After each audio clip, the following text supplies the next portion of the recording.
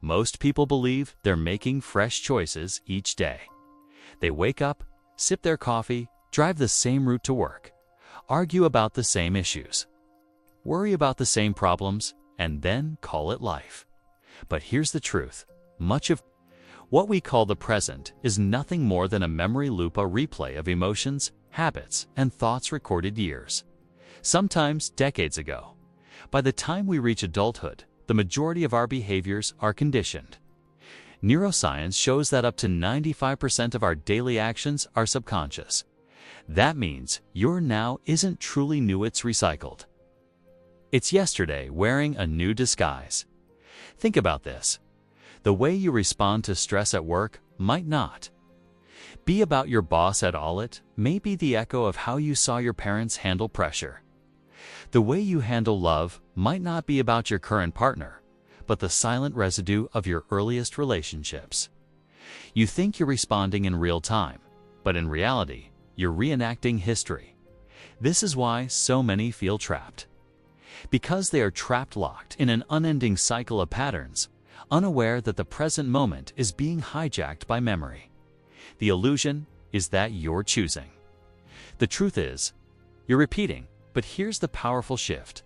The moment you recognize this, when you catch yourself saying, "I've been here before. I've felt this before. I've reacted like this before," you've already begun. To break the loop, awareness is the first act of freedom. So the real question is this: are you living consciously in the present or unconsciously in the past? When most people think about the past, they think about memories, events that happened long ago, sitting neatly on a shelf in their mind. But the truth is, the past isn't just a memory. For many, it has become a prison. And the prison bars are made of identity. Identity is one of the most powerful forces in human psychology. Once you believe something about yourself, your entire life bends to confirm it. If as a child you were told you're too shy, you carried that story forward. If you were told you'll never be successful, those words didn't disappear, they took root. Over years, they became part of the foundation of how you saw yourself. And here's the hidden danger. Identity is self-fulfilling. When you believe you are a certain way, your choices, habits, and emotions line up to prove it true. It's not fatigue's reinforcement. A man who believes he's unlucky will subconsciously avoid risk, dismiss opportunities, and interpret setbacks as evidence of his bad luck. A woman who believes relationships always end in heartbreak may unknowingly sabotage them before they even have a chance to grow. The prison isn't outside, it's inside. It's in the invisible stories you keep telling yourself about who you are and what life has to offer. But here's the breakthrough. Your identity is not fixed. You weren't born with those limiting beliefs, you inherited them. You absorbed them from family, culture, past failures, and old experiences. They became familiar, but familiar doesn't mean true. Just because you've repeated a story doesn't mean it's your destiny. Think of your past like a recording studio. Every experience, every emotion, every belief recorded a track.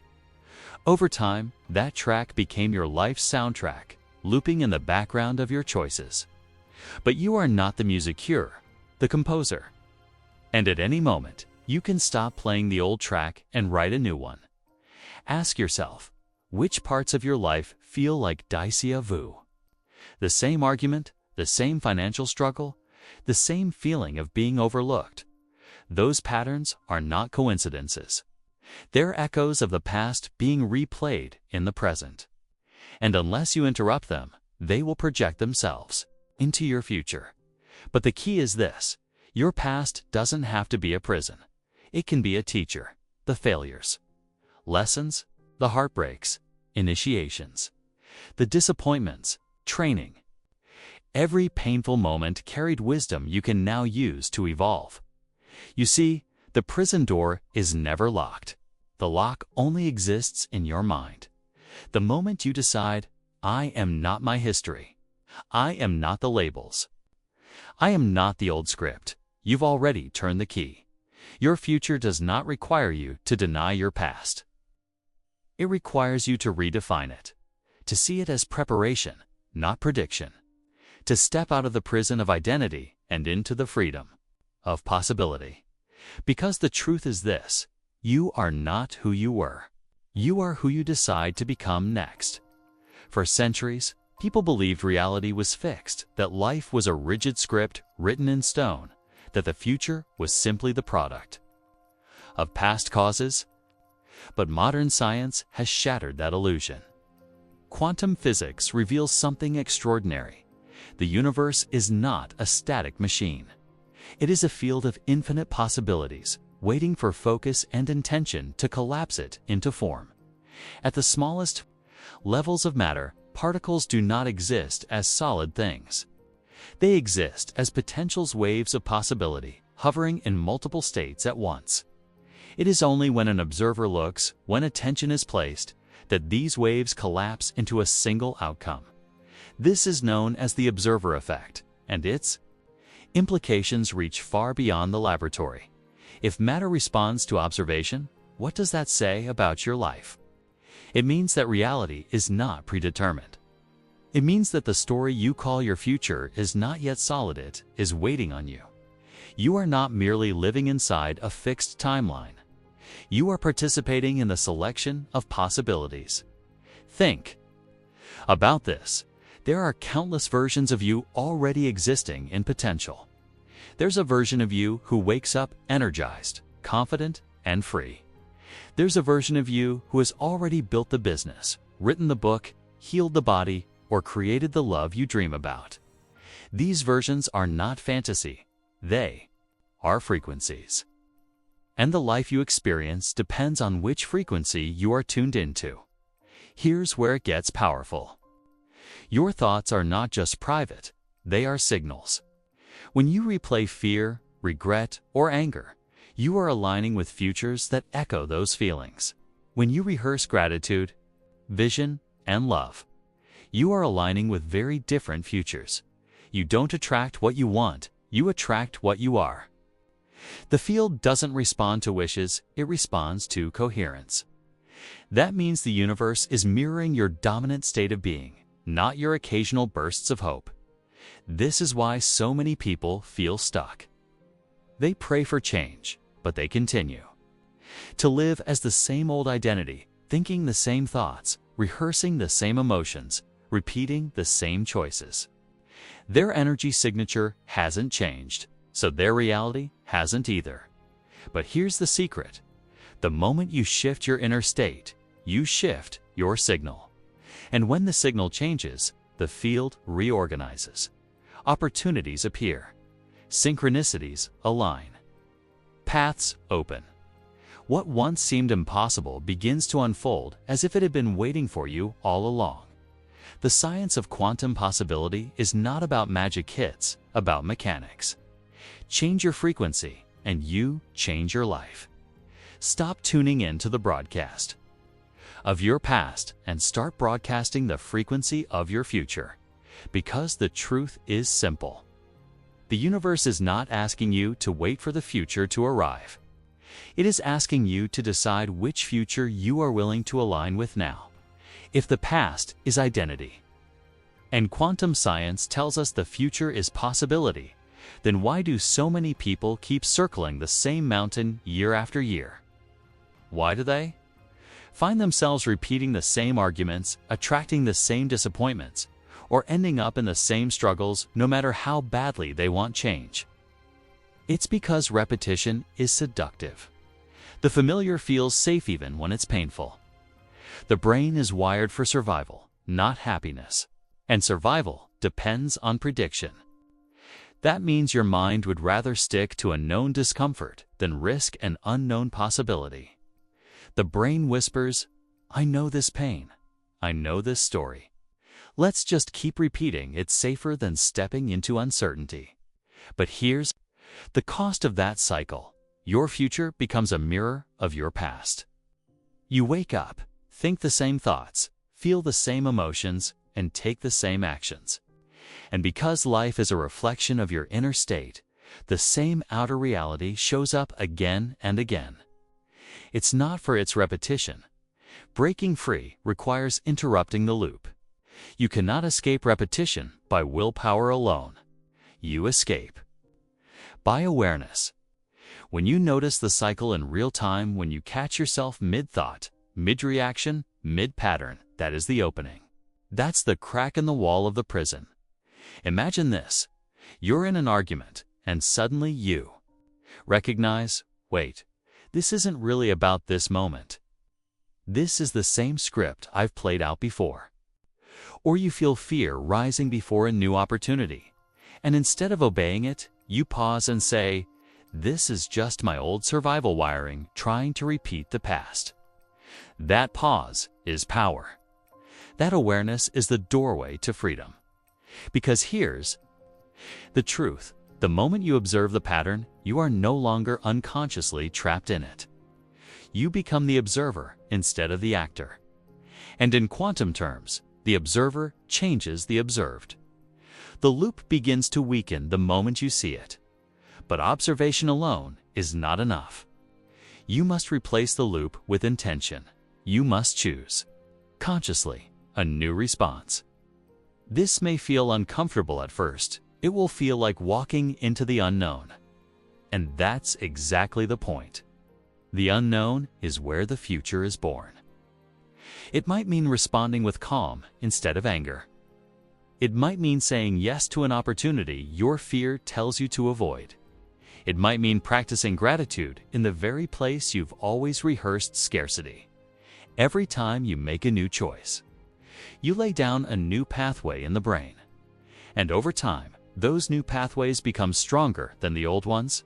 Escaping the cycle of repetition is not a single event, it's a practice. Each moment you catch yourself and choose differently, you loosen the grip of the past and open the door to a new timeline. Because repetition is not destiny. It is simply memory on autopilot. And the moment you take the controls back, you are no longer condemned to repeat yesterday. You are free to create tomorrow. It might mean responding with calm instead of anger. It might mean saying yes to an opportunity your fear tells you to avoid. It might mean practicing gratitude in the very place you've always rehearsed scarcity. Every time you make a new choice, you lay down a new pathway in the brain. And over time, those new pathways become stronger than the old ones. Escaping the cycle of repetition is not a single event, it's a practice. Each moment you catch yourself and choose differently. You loosen the grip of the past and open the door to a new timeline. Because repetition is not destiny. It is simply memory on autopilot. And the moment you take the controls back, you are no longer condemned to repeat yesterday. You are free to create tomorrow. If your past has written the script of your life until now, then your future depends on your ability to write a new one. And the truth is this: your mind has been programmed by years of repetition, thoughts you didn't question, beliefs you didn't challenge, and patterns you didn't interrupt. That program runs your life like invisible code. But here's the liberating truth: what has been programmed can be reprogrammed. What was once wired into your brain can be rewired. And the moment you realize that, you stop living as a prisoner of your past and begin living as the architect of your future. Think of your mind like fertile soil. For years, seeds of fear, doubt, and limitation may have been planted. Every time you told yourself, "I can't," you watered that seed. Every time you let fear stop you, you gave it sunlight. And now, a forest of limitations might have grown. But soil doesn't care what seed you plant. It doesn't argue. If you plant corn, it grows corn. If you plant weeds, it grows weeds. If you start planting faith, courage, and vision, the soil of your mind will grow a future that reflects those seeds. Reprogramming begins with awareness. You can't change what you don't notice. Start by listening to your inner dialogue. You face an opportunity. Do you hear, "I'm not ready. I'll probably fail"? Or do you hear, "This is my chance. I was made for this"? Those thoughts matter more than you realize. Why? Because thoughts create feelings. Feelings drive actions, and actions create results. Change the root, and the fruit changes automatically. Here's the shift. Stop rehearsing the past and start rehearsing the future. Don't just think about what you fear, visualize what you desire. Don't just focus on what went wrong script, what could go right. Instead of saying, "That's just how I am," start saying, "That's who I was, but this is who I choose to become." Each repetition of that declaration rewires your brain. Each time you align thought with vision, you strengthen new neural pathways. Let me remind you, your brain doesn't distinguish vividly imagined experiences from reality. When you picture yourself succeeding, your body begins to believe it's already true. When you speak words of power, your cells respond. That's why athletes visualize before they play. Why leaders script their future in their minds before they build it in the world. And that's why you must consciously feed your mind images of victory, not defeat. Reprogramming is not overnight hits daily conditioning. It's affirmations spoken until they become convictions. It's gratitude practiced until your heart naturally searches for what's good. It's meditation until peace becomes your default. Slowly but surely, the old program fades, and the new one becomes your operating system. This is how transformation begins, not with chance, not with luck, but with conscious reprogramming. You don't wait for a new future to arrive, you train your mind to live in it now. And when your mind moves into that future, your life has no choice but to follow. If the mind is the architect of your reality, then the heart is the power source that fuels the design. Many people try to change their lives only by thinking differently. They repeat affirmations, visualize, or even write down goals. But if the heart does not agree with the mind, there is no alignment, no coherence, no real power behind those thoughts. It's like turning on a light switch when the bulb is disconnected. Nothing shines. Science now shows what ancient wisdom always knew. The heart sends more signals to the brain than the brain sends to the heart. Your emotions literally influence your perception of reality. When you feel fear, stress, or doubt, the signals from your heart create chaos in your nervous system. Your brain then interprets the world as unsafe, and you unconsciously project a future filled with resistance. But when you cultivate elevated emotions, gratitude, love, compassion, joy, you bring your heart and brain into harmony. This is called coherence. And in coherence, your thoughts and feelings are no longer fighting each other. They are working as one. Think about it. You can tell yourself, "I am successful, I am abundant, I am free." But if deep down you feel unworthy, desperate, or fearful, your body and energy betray your words. The universe doesn't just respond to what you said, responds to the emotional frequency you embody.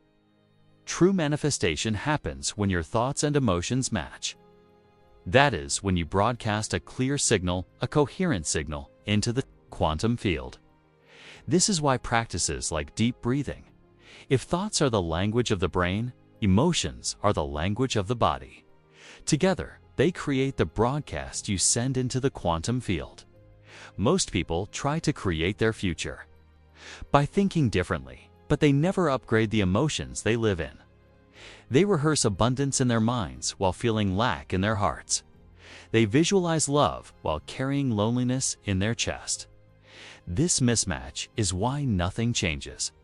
Elevated emotions are the missing ingredient.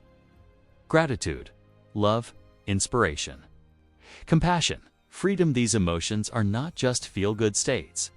They are vibrational signatures that open the door to new realities. When you feel gratitude for a future that hasn't yet happened, you're teaching your body to experience that future in the present moment. The brain doesn't know the difference between something vividly imagined and something physically experienced. So when your thoughts of a new reality are combined with emotions as if it's already here, You begin to condition both your mind and body into alignment with that future. Think about gratitude specifically. Gratitude is powerful because it tells your brain and body it's already done. You don't feel grateful for what you don't have, you feel grateful for what has already happened. So when you practice gratitude for your dream before it arrives, you are telling the quantum field that the event is real, that it already exists, and that you are ready to receive it. This is the key to quantum creation. It's not just thinking about the future, it's feeling it now. It's not just affirming abundances, embodying the emotions of abundance. It's not just imagining freedom, it's living in the frequency of freedom today. When you do this consistently, your body begins to believe it, your subconscious accepts it, and your environment slowly rearranges to mirror the state you hold within. Every person alive has practiced emotions for so long that they've become habits. Stress, worry, frustration, guilt, anger. These emotional states get rehearsed day after day until they become the body's baseline programming. The challenge is that you cannot step into a new future while being anchored to the emotions of the past. When you wake up and immediately check your phone, you trigger worry about emails, frustration about the news, or envy scrolling through social media. Without realizing it, you have cued your body to step right back into yesterday's emotional state. And once that emotional state takes over, your thoughts align with it. You begin thinking the same thoughts as yesterday, making the same choices, and living the same reality. Breaking this cycle requires becoming conscious of the emotions you've been unconsciously practicing. Notice the triggers. Notice how your chest tightens when you hear bad news. Notice how your stomach knots when you think about finances. Notice how irritation rises when someone doesn't meet your expectations. These emotional reactions are not who you are. They are memorized states of being. Here's the empowering truth. Any emotional habit can be unlearned. Just as you practice stress into your biology, you can practice peace. Just as you rehearsed worry into your nervous system, you can rehearse trust. Just as you trained your body to live in frustration, you can train it to live in joy. The process begins with awareness. Each time you feel a negative emotion, rise, pause. Don't suppress it, label it. This is anxiety. This is anger. This is doubt. By shining the light of awareness on it, you break its automatic control over you. Then, redirect. Breathe, shift your focus. Choose a new thought, a new image, a new feeling. Even if you can only hold it for 30 seconds, you are beginning to install a new emotional pattern. Over time, you weaken the old wiring of negative emotions and strengthen the new circuits of elevated ones. This is neuroplasticity at work. The more you practice gratitude, love, or trust in the face of old triggers, the more your brain and body recognize those emotions as the new normal. Eventually, the negative emotions lose their grip, and you free yourself from the past. This is not about never feeling negative emotions. Again, they are part of being human. It's about refusing to live enslaved by them. It's about breaking the habit of letting old emotions dictate your future. Once you release that burden, you step into the freedom to create something entirely new. If you want to create your future, you must first see it before it exists. Not with your physical eyes, but with the eye of your imagination. Your brain doesn't know the difference between what you vividly imagine and what you physically experience. This is the secret tool every great inventor, every champion athlete, every visionary leader has used: visualization and mental rehearsal. When you mentally rehearse the life you desire, you're literally installing a new future into your nervous system. You are sending a signal to your brain and body that says, "This is who I am becoming. This is what my life looks like." The neural circuits begin to wire together. The emotions begin to fire in alignment. And soon, you are no longer just Hoping for change, you are becoming the change. Think about athletes. Before they step onto the field, many of them close their eyes and see the game unfold. A sprinter will imagine the perfect start, the drive of their legs, the finish line rushing toward them. By the time they actually run, their body has already lived the experience 1,000 times in their mind. That's why they perform with precision. Their brain has already prepared the pathway. Now imagine applying this principle to your life. What if every morning, instead of replaying yesterday's problems, you rehearsed tomorrow's victories? What if instead of visualizing your fears, you visualized your triumphs? What if you woke up and spent 10 minutes mentally living in the life you desire, feeling the gratitude, the joy, the freedom, the love, if it already belonged to you? Here's the truth. Your body becomes your unconscious mind. When you combine the thought of your future with the emotion of gratitude as though it's already real, your body begins to believe you are already living it. And when your body believes, it changes your behavior, your energy, your choices. You begin to align with that future step by step. Visualization is not daydreaming. Daydreaming is passive. Visualization is active creation. It is directing your inner movie. You are the writer, the director, and the lead actor. You are teaching your brain who you are about to become. And here's where it gets powerful. The more often you rehearse it, the easier it becomes to believe it. The easier it becomes to believe, the faster you act in alignment with it. And the faster you act, the quicker that future materializes. So I ask you today, what film are you playing in your mind? Is it the rerun of yesterday's struggles, or is it the preview of tomorrow's greatness? Because whatever you keep rehearsing, you are training your brain to accept as reality. See it, feel it, live it before it even arrives. That is how you stop living in the past and begin creating your future.